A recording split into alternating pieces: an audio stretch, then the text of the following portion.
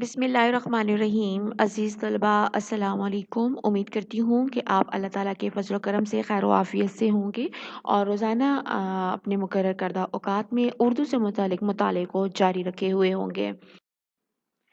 عزیز طلبہ، جیسا کہ ہم جانتے ہیں کہ ہم نے اپنے لیکچر میں اپنی ویڈیو میں ہمارے جماعت 12ویں میں پڑھائے جانے والے اردو مضمون میں ہمارے آنے والا خاکہ ایک وصیت کی تعمیل کے خاکہ نگار فرت اللہ بیگ کے حالات زندگی اور ان کے اسلوب بیاں پر بحث کی تھی، اس کا مطالعہ کیا تھا ان کے حالات زندگی کا۔ عزیز طلبہ، ہم اپنی اس ویڈیو میں ہمارے پاس ایک خاکہ ہے، ایک وصیت کی تعمیل جو کہ فرت اللہ بیگ کا تحریر کردہ ہے، اس کا مطالعہ کریں گے۔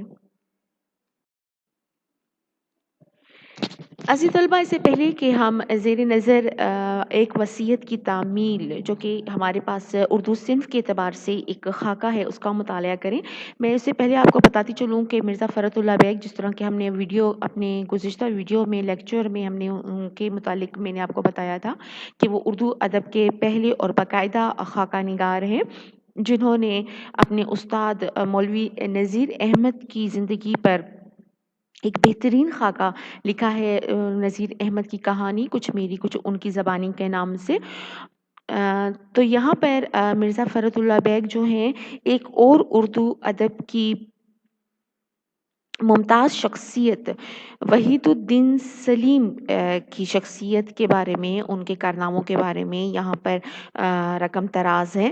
سب سے پہلے میں وحید الدین سلیم جو کہ ہمارے ممدوح ہیں اس خاکے جن کی شخصیت نگاری پر انہوں نے بحث کی ہے مرزا فرت اللہ بیگ نے، وحید الدین سلیم کی زندگی پر تھوڑا سا میں آپ کو ان کے حوالے سے بتا دوں کہ مولانا وحید الدین سلیم جو ہیں وہ پانی پت کے ایک مشہور سید خاندان میں 1869 میں پیدا ہوئے۔ ان کے والد حاجی فرید الدین حضرت شاہ شرف الدین بو علی قلندر کی درگاہ کے متولی تھے، اور اسی طرح مولانا وحید الدین سلیم نے اپنی ابتدائی تعلیم پانی پت میں حاصل کی اور اس کے بعد پھر وہ لاہور آ گئے، اور پھر وہیں پر رہائش کے دوران ان کی جو ملاقات ہے وہ حالی کے ذریعے سے سر سید سے ہو گئی، اور انہوں نے ان سے متاثر ہو کر سر سید نے انہیں اپنا سیکریٹری بنا لیا اور یہ تعلق سر سید کی وفات تک قائم رہا۔ اس کے بعد انہوں نے اپنا رسالہ معارف نکالا۔ زبان کی اصلاح و ترقی کے لیے کام کرنے والوں میں پروفیسر وحید الدین سلیم بہت ایک ممتاز درجہ رکھتے ہیں۔ وہ بہت وسیع نگاہ اور ٹھوس علم رکھتے ہیں، اور اسی طرح انہوں نے جو مضامین لکھے وہ مستقل تصانیف کی شان رکھتے ہیں۔ ان کی ایک مشہور کتاب ہے وضع الاصطلاحات، تو ان کے اعلیٰ تحقیقی مرتبے اور علمی شان کا وہ کھلا ایک ثبوت ہے۔ اس کے علاوہ وحید الدین سلیم جو ہیں وہ بہت ایک اچھے شاعر بھی تھے، اور تنقیدی مضامین میں بھی ان کا رجحان رہا، اور سر سید کی تحریک اور حالی کے تنقیدی تصورات سے بھی بہت متاثر تھے۔ اسی کے علاوہ وحید الدین سلیم جو ہیں اردو زبان کے مزاج اور ساخت کا بہت واضح تصور رکھتے تھے۔ عبارت سادہ سلیس لکھنے کے بھی قائل تھے، چونکہ وہ علی گڑھ سے وابستہ تھے تو لہٰذا سادگی اور سلاست تو لازمی ان کی تحریر کا جو جز ہے۔ اسی طرح وہ جو بات کہنا چاہتے تھے اسے پورے دلائل کے ساتھ پیش کرتے تھے۔ انہوں نے اپنی تحریروں کو فارسی اور عربی کے بوجھل اور ثقیل الفاظ سے مزین نہیں کیا، بلکہ آسان الفاظ میں انہوں نے اپنی تحریر جو ہیں وہ لکھی ہیں، تصانیف لکھی ہیں۔ تو یہ ایک مختصر سا تعارف تھا اردو ادب کے لحاظ سے ان کی ادبی خدمات کا، جن کے متعلق جو ہیں مرزا فرت اللہ بیگ نے خاکہ تحریر کیا ہے۔ تو چلیے چل کر مطالعہ کر لیتے ہیں ہم اپنے مذکورہ خاکہ کا۔ ایک وصیت کی تعمیل۔ خدا بخشے مولوی وحید الدین سلیم بھی ایک عجیب چیز تھے، ایک نگینہ سمجھیے کہ برسوں نہ تراشیدہ رہا۔ جب تراشا گیا چمک بڑھی، اہل نظر میں قدر ہوئی، اس وقت چٹ سے टूट गया। यहाँ पर वहीदुद्दीन का तारुफ शुरू करवाते हुए वो मिर्ज़ा फ़खरुद्दीन बेग फरमाते हैं कि एक नगीना समझिए कि बरसों ना तराशीदा रहा, यानी कि ऐसा पत्थर, ऐसा कीमती नगीना जिसको काटा नहीं गया, छीला नहीं गया। हम जानते हैं कि जब तक उसकी तराश खराश ना हो, उसकी खूबसूरती निकल कर सामने नहीं आती। इसी तरह जब तराशा गया, चमक बढ़ी, अहले नज़र में कदर हुई, उस वक़्त चट से टूट गया। यानी कि जैसे ही उन्होंने अपनी अहले नज़र में, उर्दू अदब में एक ख़ास मकाम हासिल किया, उसी वक़्त जो है उनकी वो दुनिया से रहलत फरमा गए। शोहरत भी गालिब के कसीदे की तरह आजकल किसी को रास नहीं आती। इधर नाम बढ़ा और उधर मरा। यानी कि जिस तरह गालिब जो हैं वो ग़ज़ल के मैदान में अपना मकाम नहीं रखते, कसीदे में उन्होंने कुछ ख़ास ऐसा मकाम हासिल नहीं किया। इसी तरह वो कह रहे हैं कि इसी तरह जो है कि इंसान भी जैसे ही उसका नाम बढ़ता है, मौत जो है उसके सर पर मंडलाने लगती है। सबसे आगे निकला और तीरे क़ज़ा का निशाना हुआ। जैसे ही वो अपनी काबिलियत में आगे बढ़ा, मौत उसको आ दबोचती है। चल चलाओ का ज़ोर है, आज ये गया, कल वो गया। मौलवी नज़ीर अहमद गए, शिबली गए, हाली गए, वहीदुद्दीन गए। आजकल का मरना भी कुछ अजीब मरना हो गया है। मौलवी नज़ीर अहमद जो मिर्ज़ा फ़खरुद्दीन बेग के उस्ताद भी हैं, शिबली यहाँ पे मौलाना शिबली नोमानी के बारे में है, हाली अल्ताफ़ हुसैन हाली उर्दू अदब के बड़े-बड़े नामवर शख्सियात हैं जो उर्दू अदब के हवाले से।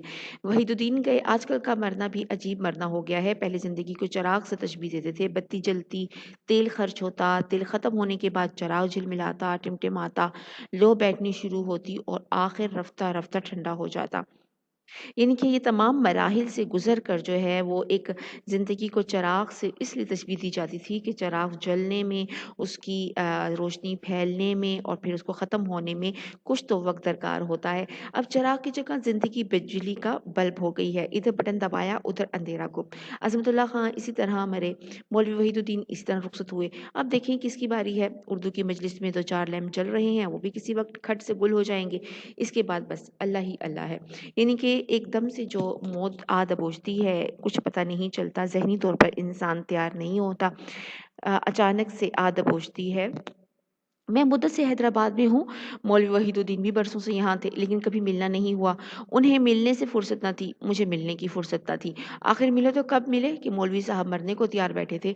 गुज़िश्ता साल कॉलेज के जलसे में मौलवी अब्दुल हक साहब ने मुझे औरंगाबाद खींच बुलाया। ठीक है।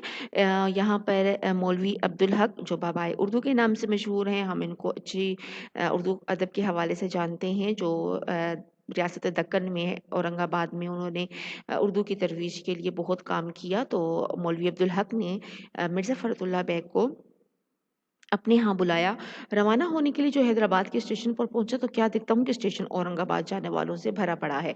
तालिब इल्म भी हैं, मास्टर भी हैं, कुछ ज़रूरत से जा रहे हैं, कुछ बेज़रूरत चले जा रहे हैं, कुछ वाक़ई मेहमान हैं, कुछ बिन बुलाए मेहमान हैं। गर्ज़ ये कि आधी रेल इन्हीं औरंगाबाद के मुसाफ़िरों ने घेर रखी है। रेल की रवानगी में देर थी। सब के सब प्लेटफ़ॉर्म पर खड़े गप्पे मार रहे थे। मैं भी एक साहिब से खड़ा बातें कर रहा था कि क्या देखता हूँ कि एक बड़े मियाँ भीड़ को चीरते-फाड़ते, बड़े-बड़े डग भरते, यानी कि तेज़ी से कदम उठाते, लंबे-लंबे कदम उठाते, मेरी तरफ चले आ रहे हैं। मुतवस्सित कद, यानी दरमियाना कद, भारी गठीला बदन, गठीला यानी कि मज़बूत और सख्त बदन के मालिक, बड़ी-सी तोंद, जो पेट निकला हुआ होता है, काली स्याह फ़ार्म रंगत, इस पर सफ़ेद छोटी-सी गोल दाढ़ी, छोटी-छोटी क्रंची आँखें, यानी कि जो नीली-नीली आँखें होती हैं, शरी सफ़ेद पजामा, कत्थई रंग की कश्मीरी शेरवानी, कत्थई रंग, कत्थे का रंग जो होता है जिसको आप ब्राउन सा कलर कहते हैं, सर पर उनाबी तुर्की टोपी, तुर्की तर्ज़ की, कश्मीरी तर्ज़ की उन्होंने शेरवानी पहन रखी थी और सर पर जो है वो तुर्की स्टाइल की जो उन्होंने टोपी पहन रखी थी, उनाबी कलर की। उनाबी कलर दरअसल स्याही माहिल जो सुर्ख कलर होता है जिसको आप लोग मरून कलर भी कहते हैं। पाँव में जुराबें और अंग्रेज़ी जूता, आए और आते ही मुझे गले लगा लिया। हैरान था कि या इलाही ये क्या माजरा है? क्या अमीर हबीबुल्लाह खां और मौलवी नज़ीर अहमद मरहूम की मुलाकात का दूसरा सीन होने वाला है?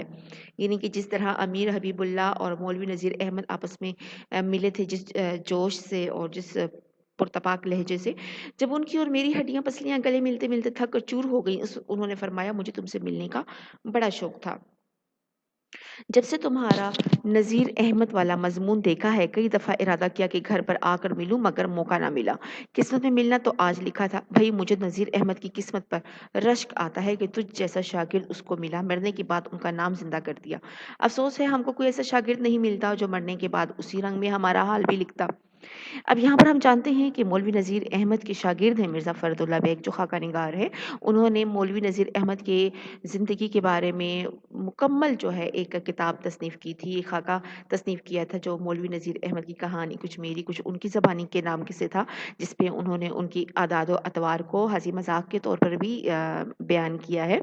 तो यहाँ पर उस मज़मून को पढ़ने के बाद मौलवी वहीदुद्दीन जो हैं उनसे बहुत मुतासिर हुए हैं और यहाँ वो ये अरमान अपना ज़ाहिर कर रहे हैं, अपनी ख्वाहिश ज़ाहिर कर रहे हैं कि काश मेरा भी कुछ ऐसा काबिल शागिर्द होता, जो मुझे भी मरने के बाद मुझे ज़िंदा रखता अपनी तहरीरों में। मैं परेशान था कि या अल्लाह ये है कौन और क्या कह रहे हैं, मगर मेरी ज़ुबान कब रुकती है। मैंने कहा मौलवी साहब घबराते क्यों हैं, बिस्मिल्लाह कीजिए, मर जाइए, मज़मून मैं लिख दूँगा। क्या खबर थी कि साल भर के अंदर ही अंदर मौलवी साहब मर जाएँगे और मुझे उनकी वसीयत को पूरा करना पड़ेगा। अब यहाँ पर चूँकि हमारे ख़ाके का नाम है एक वसीयत की तामील, तो ये वसीयत जो है वो वहीदुद्दीन सलीम की वसीयत थी कि जो चाहते थे कि उनका उन पर भी एक ख़ाका लिखा जाए। जो कि मिर्ज़ा फ़रदुल्लाह बेग ने उसको तामील की, उसको मुकम्मल किया। जब मुझे मालूम हुआ कि ये मौलवी वहीदुद्दीन हैं, तो वाक़ई मुझे बहुत पशेमानी हुई। मैंने माज़रत की, वो खुद शगुफ़्ता तबीयत लेकर आए थे, रंज तो कज़ा बड़ी देर तक हँसते और जुमले के मज़े लेते रहे। सर हो गए कि जिस गाड़ी में तू है, मैं भी इसी में बैठूँगा। यानी कि वो रंजीदा तो क्या होते मेरे इस जुमले से कि मर जाइए मज़मून मैं लिख दूँगा, वो तो देर तक इस जुमले से महज़ूज़ होते रहे, मज़े लेते रहे और फिर उन्होंने ये ज़िद की कि वो भी उन्हीं के साथ ही उसी डब्बे में बैठेंगे जहाँ मिर्ज़ा फ़रदुल्ला बेग बैठेंगे। शागिर्दों की तरफ देखा, उन्होंने उनका सामान ला मेरे दर्जे में रख दिया। यानी कि रेलगाड़ी का जो दर्जा था जहाँ पे उनकी बुकिंग हुई हुई थी वहाँ पर उन्होंने भी अपना सामान लाद दिया।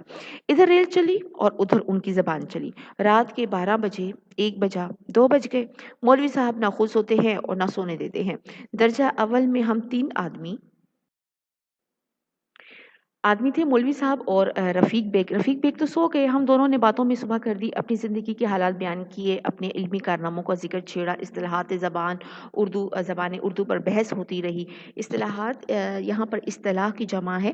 दरअसल किसी भी लफ्ज़ के जो ख़ास कोई इल्मी ग्रोह या फ़नी ग्रोह किसी लफ्ज़ के ख़ास मायने अख़ज़ कर लेता है, मुकर्रर मुतय्यन कर लेता है, जो लुग़वी नहीं होते उसको इस्तिलाह कहा जाता है और यहाँ उर्दू ज़बान की इस्तिलाहात के बारे में वो बहस करते रहे हैं क्योंकि इसी के मुतालिक जो है उन्होंने एक किताब भी लिखी थी मौलवी वहीदुद्दीन सलीम साहब ने।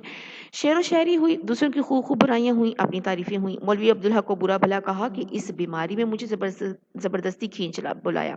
ख़ैर चंद घंटे बड़े मज़े से गुज़र गए। सुबह होते-होते कहीं जाकर आँख लगी, शायद ही घंटा भर सोए होंगे कि उनके शागिर्दों साथियों ने गाड़ी पर यूरिश कर दी। यानी कि यूरिश यहाँ पर मक्खियों के हमले को कहा जाता है, लेकिन यहाँ उन्होंने हमला करने को यहाँ पर इस्तेमाल किया है। फिर उठ बैठे और फिर वही इल्मी मुबाहिस शुरू हो गए। फब्तियाँ उड़ी, उसको इसको बेवकूफ़ बनाया, उसकी तारीफ़ की, हँसी और कहकाहों का वो ज़ोर था कि दर्जे की छत उड़ी जाती थी। औरंगाबाद तक यही गुलगुबाड़ा रहा। फब्तियाँ गढ़ी यानी कि किसी मज़ाक़ ख़ेज़ तरीके से किसी को तशबीह देकर और फिर उसका मज़ाक उड़ाना या मज़ाक करना और फिर यहाँ पर वो कहते हैं कि हँसी मज़ाक में जो है वो औरंगाबाद आम पहुँचा। मैंने बातों-बातों में ये भी कोशिश की कि मौलवी साहब की तबीयत का अंदाज़ा लगाऊँ। पहले तो ज़रा बन-बन रहे, लेकिन आखिर में बिल्कुल खुल गए। मैंने जो राय उनके मुतालिक कायम की है वो सुन लीजिए। सबसे पहले तो ये कि उनमें ज़राफ़त का मादा बहुत था। ज़राफ़त यानी कि हँसी मज़ाक का। लेकिन ये ज़राफ़त अक्सर रकाकत की सूरत इख्तियार कर लेती थी। यानी कि ज़राफ़त हँसी मज़ाक को कहते हैं, लेकिन जब ज़्यादा हँसी मज़ाक होती थी तो वो एक इंतहाई बेइज़्ज़ती और क्या कहना चाहिए आमियाना अंदाज़ और कमीनगी की जो सूरत है वो इख्तियार कर लेती थी। किसी को बुरा भी कहते तो ऐसे अल्फ़ाज़ में कहते कि सुनने से तकलीफ़ होती है, जब कहने पर आते तो फिर ये ना देखते कि मैं क्या कह रहा हूँ और किसके सामने कह रहा हूँ। नतीजा अक्सर ये होता कि लोग इधर से उधर लगा देते और मौलवी साहब की किसी न किसी से बिगड़ जाती। शायद ही कोई भला आदमी होगा जो सच्चे दिल से इनको चाहता हो और इनके इल्म, इनकी समझ, उनकी ज़ूद फ़हमी और उनकी तबे रसा की सब तारीफ़ करते हैं, लेकिन उनकी तबीयत के सब शाकी हैं और वो खुद भी उनसे بیزار ہیں، یعنی کہ وہ ہنسی مذاق تو کرتے ہیں اور ہنسی مذاق میں ان کو یہ سمجھ نہیں آتی کہ سامنے والا کون ہے اور کہاں کس وقت کیا بات کرنی ہے۔ اور اسی طرح ان کی زود فہمی سے یہاں مراد ہے تیز فہم، یعنی کہ جلدی سے سمجھ بوجھ حاصل کرنے والے، اور اسی طرح طبع رسا یہاں ایک لفظ آیا ہے جس کے معنی ہے طبیعت کا تیز، یعنی کہ تیز ذہن انسان، جس کے فطین یا ہم کہہ سکتے ہیں انتہائی زیرک انسان۔ بات یہ ہے کہ انہوں نے زمانے کی وہ ٹھوکریں کھائی تھیں، خدا کی پناہ خاصا بھلا چنگا آدمی دیوانہ ہو جائے۔ اگر مولوی صاحب کی طبیعت پر ان مصیبتوں نے اتنا اثر کیا تو کیا تعجب ہے؟ جب کسی نااہل کو بڑی خدمت پر دیکھتے تو ان کی آگ لگ جاتی۔ ریل میں دو ایک بڑے شخصوں کا ذکر آیا، انہوں نے ہر دفعہ یہ کہا، اے میاں گدھا ہے، ایک صدر صحیح نہیں لکھتا، اور دیکھو تو کون ہے کہ نواب صاحب ہم کو دیکھو، تمام عمر علم حاصل کرنے میں گزری، اس اخبار کی ایڈیٹری کی، اس رسالے کے مینیجر ہوئے، سر سید کی خدمت میں سر گاڑی پاؤں پہیا کیا، یعنی کہ اس قدر ہم نے اردو زبان کی ترویج اور اردو کے پھیلاؤ کے لیے ہم نے اتنی محنت کی، اتنی جدوجہد کی، کوشش کی، اتنی بھاگ دوڑ کی۔ اب جو چند روبلی مل رہے ہیں تو فلاں صاحب چلے جاتے ہیں، خبر نہیں کچھ ہوتے تو گلا ہی گھونٹ دیتے۔ میں نے کہا مولوی صاحب یہ دنیا ہے، آخرت نہیں ہے کہ جیسا بوگے ویسا پھل ملے گا، یہاں اہل کمال ہمیشہ آشفتہ حال رہے ہیں، یعنی کہ آپ اہل کمال میں سے ہیں، آپ قابل انسان ہیں، لیکن یہ بھی حقیقت ہے کہ جو قابل انسان ہوتا ہے وہ دنیا میں بہت خستہ حال اور خراب حالات میں زندگی بسر کرتا ہے۔ آپ کیوں خواہ مخواہ اپنا دل جلاتے ہیں؟ جو اللہ نے دیا ہے بہت ہے، آگے نہ پیچھے پگا، یعنی کہ کوئی آپ کا والی وارث نہیں ہے، کوئی آگے پیچھے نہیں ہے، کوئی والی وارث نہیں ہے، تو مزے کیجئے، بہت گئی ہے تھوڑی رہی ہے، ہنسی خوشی یہ بھی گزار دیجئے۔ وہ بھلا میری باتوں کو کیا سننے والے تھے؟ ان کے تو دل میں زخم تھے، تمام عمر مصیبت اٹھائی تھی، نہ اہلوں کو آرام و آسائش میں دے کر وہ زخم بھرے ہو جاتے تھے، زبان اپنی تھی، کسی کا دینا نہیں آتا تھا، بے نقص سنا کر دل ٹھنڈا کر لیتے تھے، یعنی کہ اس قدر برے حالات میں انہوں نے اپنی زندگی گزاری تھی، انتہائی قابل انسان تھی، اس کے باوجود وہ اپنی مطلوبہ جو قابلیت ہے اس کے مطابق زندگی میں انہوں نے بہت مصیبتیں اٹھائی تھیں، لہٰذا کسی کے مقروض نہیں تھے، کسی کا ان پر قرض نہیں تھا، کسی کا دینا نہیں آتا تھا، تو بے نقص یعنی کہ برا بھلا گالیاں دے کر دل ٹھنڈا کر لیتے تھے۔ زمانے کے ہاتھوں ان کی طبیعت ایک دوسرا انقلاب یہ بھی ہو گیا تھا کہ جتنی ان کی نگاہ وسیع ہوئی اتنا ہی ان کا دل تنگ ہوا، جتنی ان کے قلم میں روانی پیدا ہوئی اتنی ہی ان کی مٹھی بند ہوئی۔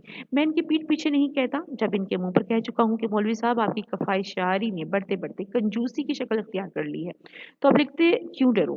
واقعی بڑے ہی کنجوس تھے، 1000 روپے کے گریڈ میں تھے، دار ترجمہ سے بہت کچھ مل جاتا تھا، مگر خرچ کی پوچھو تو صفر سے کچھ ہی زیادہ ہوگا۔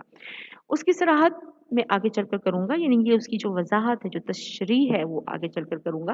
ہاں ان کا یہ عذر سب کو ماننا پڑے گا کہ مفلسی کے پے در پے حملوں نے ان کی آنکھیں کھول دی تھیں، ان کو یہ بھی معلوم نہ تھا کہ وہ اس خدمت پر کب تک ہے اور کب نکال دیے جائیں گے۔ خوش سالی کے اندیشے سے ارزانی کے زمانے میں کتھے بھرنے کی فکر میں رہے، خود چل بسے اور جمع پونجی دوسروں کے لیے چھوڑ گئے، اور چھوڑ بھی اتنی گئے کہ بعض لوگوں کو افسوس ہوا کہ ہم ان کے بیٹے کیوں نہ ہوئے، یعنی کہ اپنی زندگی میں وہ اس قدر کنجوسی سے کام لیتے رہے اور اس قدر اپنی مفلسی میں ہی اپنے دن گزارے، اور خوش سالی کے اندیشے یعنی کہ خراب حالات کے ڈر سے جو ہے وہ انتہائی سستے کے زمانے میں بھی وہ کتھے بھرنے کی فکر میں رہے، یعنی کہ کتھا دراصل یہاں پر اس گھڑے کو کہا جاتا ہے جہاں پر غلہ بھرا جاتا ہے، لیکن یہاں اس سے مراد یعنی کہ ذخیرہ کرتے رہے، اپنی جو جمع پونجی تھی، جو بچت تھی، اس کو کنجوسی سے دن گزارے، لیکن اپنے اس مال کو جو ہے وہ جمع کرتے رہے، لیکن خود پر بھی استعمال نہ کر سکے اور بعد کے لوگوں کے لیے چھوڑ گئے۔ بہرحال یوں ہی ہنستے بولتے 2 بجے اورنگ آباد پہنچ گئے، بڑے زور کا استقبال ہوا، موٹروں پہ لد کر اورنگ آباد سے کیا دیکھتے ہیں کہ یہاں سے وہاں تک خیمے ہی خیمے لگے ہیں، خیموں کے سامنے جلسے کا